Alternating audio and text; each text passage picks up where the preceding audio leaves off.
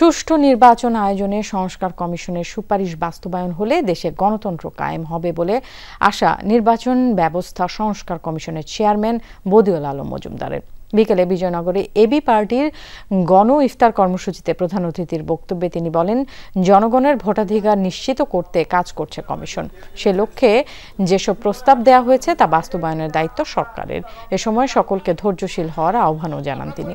এ সময় এবি পার্টির চেয়ারম্যান মুজিবুর রহমান মঞ্জু বলেন, মানুষের ভাগ্য পরিবর্তনের জন্য কাজ করতে চায় তার দল। বলেন, যারা দেশ থেকে টাকা পাচার করেছে এবং ছাত্র জনতাকে হত্যা করেছে তাদের বিচার করতে হবে।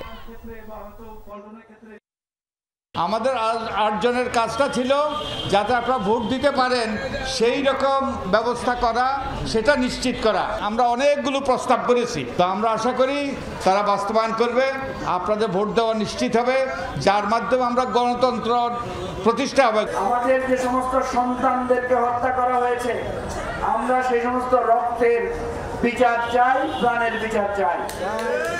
এই বিচার যদি কেউ নস্যাৎ করতে চায়, ডাক দেওয়ার সাথে সাথে আমরা আবার রাজপথে আসবো, এটা আমাদের